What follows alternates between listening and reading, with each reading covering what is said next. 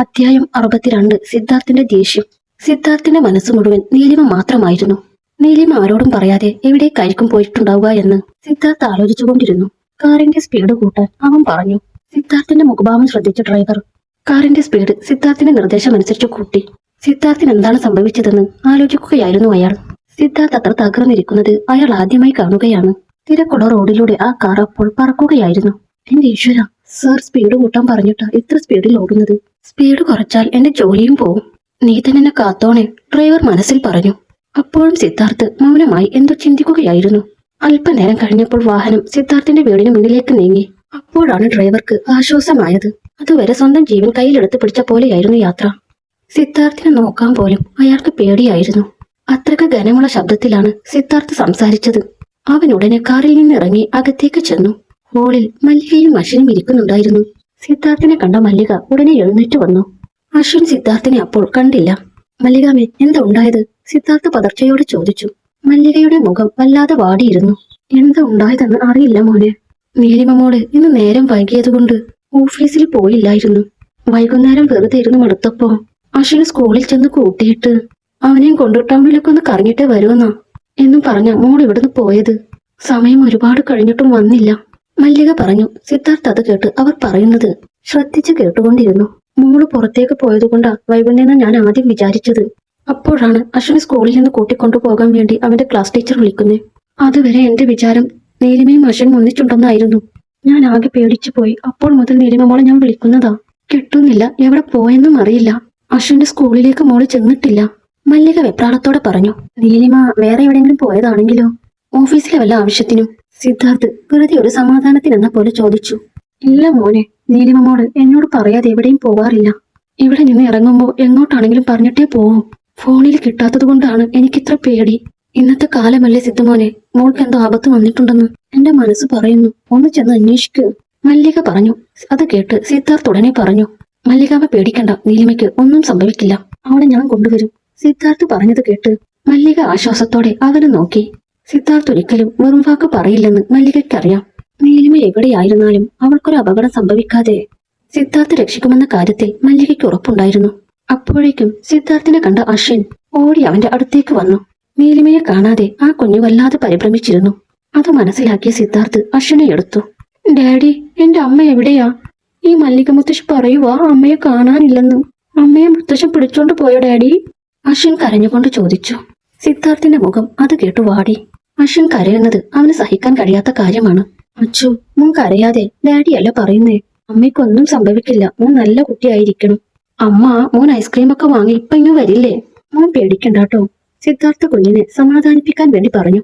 അതിനുശേഷം അശ്വിനെ മല്ലികയെ ഏൽപ്പിച്ച ശേഷം സിദ്ധാർത്ഥ് ഉമ്മറത്തേക്ക് പോയി. ബോഡി ഗാർഡ്സും അവന്റെ ജോലിക്കാരും അവിടെ ഉണ്ടായിരുന്നു. നിങ്ങളോടൊക്കെ ഞാൻ പറഞ്ഞതല്ലേ നീലിമയെ ശ്രദ്ധിക്കണമെന്ന്. അവളെ കാണാനില്ല, യാതൊരു ഉത്തരവാദിത്വം ഇല്ലാതെ നീയൊക്കെ എന്തിനാ ജോലിയിൽ തുടരുന്നത്? സിദ്ധാർത്ഥ് ചോദിച്ചു. അത് കേട്ട് അവന്റെ ബോഡി ഗാർഡ്സ് തല താഴ്ത്തിക്കൊണ്ട് പറഞ്ഞു. സർ, ഞങ്ങൾ മാഡം പോയത് അറിഞ്ഞിട്ടില്ല. അങ്ങനെ എന്തെങ്കിലും കാരണം പറഞ്ഞു ഒഴിയാൻ വേണ്ടിയല്ല ഞാൻ നിനക്കൊക്കെ ശമ്പളം തന്ന് ഇവിടെ നിർത്തിയിരിക്കുന്നത്. ഇതിന്റെ മുഴുവൻ ഉത്തരവാദിത്വവും നിങ്ങൾക്കാണ്, സിദ്ധാർത്ഥ് പറഞ്ഞു. അവൻ അത്ര കടുത്ത ഭാഷയിൽ ഒരുപാട് നാളുകൾക്ക് ശേഷമാണ് സംസാരിക്കുന്നത്. സിദ്ധാർത്ഥിന്റെ മുഖത്ത് നല്ല ദേഷ്യമുണ്ടായിരുന്നു. അത് ശ്രദ്ധിച്ച ബോഡി ഗാർഡ്സ് പിന്നെയൊന്നും പറഞ്ഞില്ല. നിങ്ങൾക്ക് ഞാൻ 2 മണിക്കൂർ തരും. അതിനുള്ളിൽ നീലിമയ്ക്ക് എന്താണ് സംഭവിച്ചതെന്ന് എനിക്കറിയണം. അവൾ എവിടെയൊക്കെ പോകാറുണ്ട്, അവൾക്ക് അവസാനം വന്ന ഫോൺ കോൾസ്, അങ്ങനെ അവളുമായി ബന്ധപ്പെട്ട എല്ലാം അന്വേഷിക്കണം. അവൾക്ക് എന്തെങ്കിലും പ്രശ്നമുണ്ടായിരുന്നു എന്നോ, ചാട മീഡിയയിൽ കിരണോ സാമോ ബന്ധപ്പെട്ടിട്ടുണ്ടോ എന്നൊക്കെ കണ്ടെത്തണം. വിത്തിൻ 2 അവർ എനിക്ക് ഇൻഫർമേഷൻ വേണം. അവളെ കണ്ടെത്താതെ ഒരാളും എന്നെ കാണാൻ വരരുത്. കണ്ടെത്താതെ വന്നാൽ അതോടെ നിങ്ങളുടെ അടുത്ത ജോലിയും തീരും, സിദ്ധാർത്ഥ് താക്കിയതുപോലെ പറഞ്ഞു. അത് കേട്ട് ബോഡി ഗാർഡ്സും അവന്റെ മറ്റു ജോലിക്കാരും അവരുടെ വണ്ടികളിൽ പല വഴിക്ക് നീലിമയെ തിരഞ്ഞു. സിദ്ധാർത്ഥ് ഫോൺ എടുത്ത് സൈബർ സെല്ലിലെ പരിചയമുള്ള ആളുകളെ വിളിച്ച് നീലിമയുടെ ഫോൺ ഡീറ്റെയിൽസ് മറ്റും എടുക്കാൻ ആവശ്യപ്പെട്ടു. ഒരു അസിസ്റ്റന്റിനെ ആ ഡീറ്റെയിൽസ് വാങ്ങാനായി ഏൽപ്പിച്ചു. അവന്റെ മനസ്സ് എന്നിട്ടും സ്വസ്ഥമായില്ല. അതിനുശേഷം സിദ്ധാർത്ഥ് കാറും എടുത്ത് പുറത്തേക്ക് പോയി. ടൗണിൽ പറ്റാവുന്നിടത്തൊക്കെ നീലിമയെ തിരഞ്ഞു. അപ്പോഴേക്കും അവന്റെ അസിസ്റ്റന്റ് അവന് ഫോൺ ചെയ്തു. സിദ്ധാർത്ഥ് ഫോൺ എടുത്തു. Hello sir. Phone call details കിട്ടി, അസിസ്റ്റന്റ് പറഞ്ഞു. സിദ്ധാർത്ഥ് ഒന്ന് മോളി. അവൻ കാർ വഴിയിൽ ഒരിടത്ത് ഒതുക്കി നിർത്തി. നീലിമ മേഡത്തെ അവസാനം വിളിച്ചത് ലാവണ്യയാണ്, അസിസ്റ്റന്റ് പറഞ്ഞത് കേട്ട് സിദ്ധാർത്ഥ് ഞെട്ടി. അവളോ? എന്താണ് സംസാരിച്ചതെന്നറിഞ്ഞോ?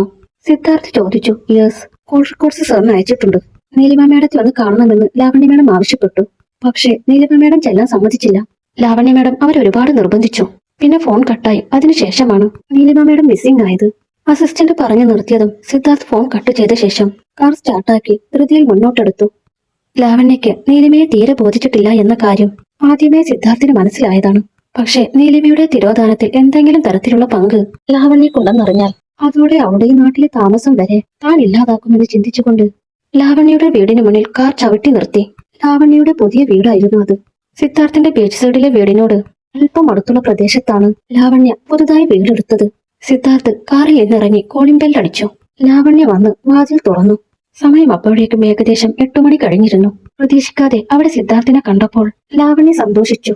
അല്ല, ഇതാരാ? സിദ്ധുവോ? ഇതെന്താ നീ പറയാതെ വന്നത്? ലാവണ്യ ഉത്സാഹത്തോടെ ചോദിച്ചു. സിദ്ധാർത്ഥിന്റെ മുഖം അത് കേട്ട് ദേഷ്യം കൊണ്ട് ചുമന്നു. നീലിമയുടെ സിദ്ധാർത്ഥ് ദേഷ്യത്തോടെ ചോദിച്ചു.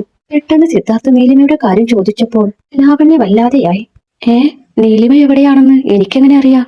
ലാവണ്യ അതിശയത്തോടെ ചോദിച്ചു. സിദ്ധാർത്ഥ് അപ്പോൾ അകത്തേക്ക് കയറി വന്നു.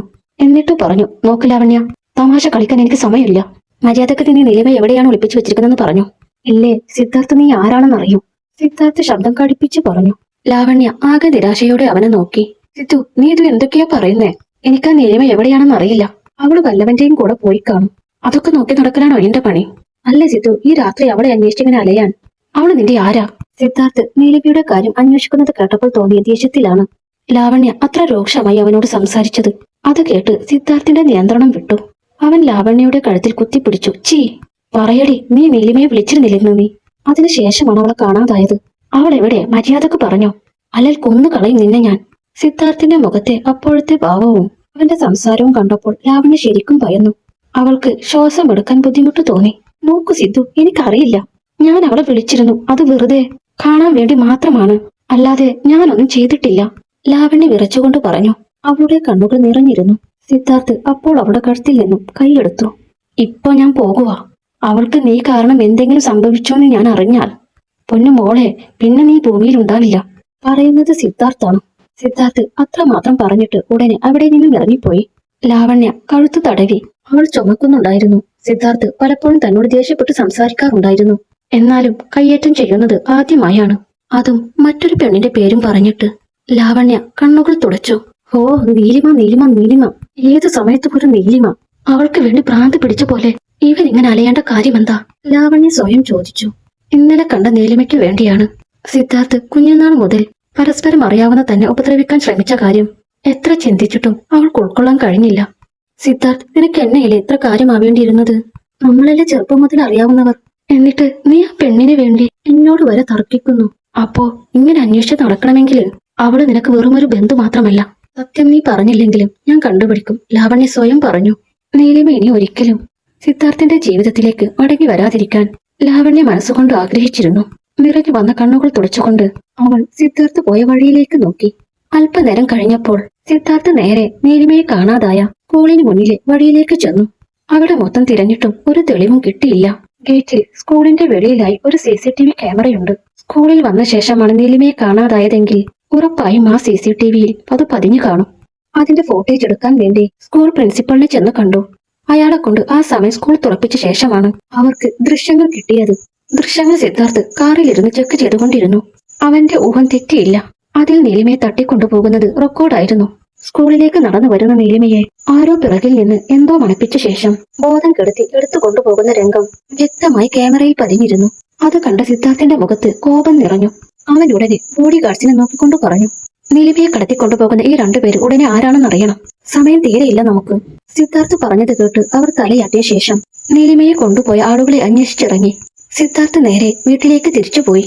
അവന്റെ മനസ്സ് അസ്വസ്ഥമായിരുന്നു. സിദ്ധാർത്ഥ് ഹാളിൽ ചെന്നിരുന്നു സോഫയിൽ ചാരിയിരുന്നു. നീലിമയെ അവൻ ഓർമ്മ വന്നു. അവൾ കൂടെയുണ്ടായിരുന്നപ്പോൾ ഒരിക്കലും അവളുടെ വില അവന് മനസ്സിലായിരുന്നില്ല.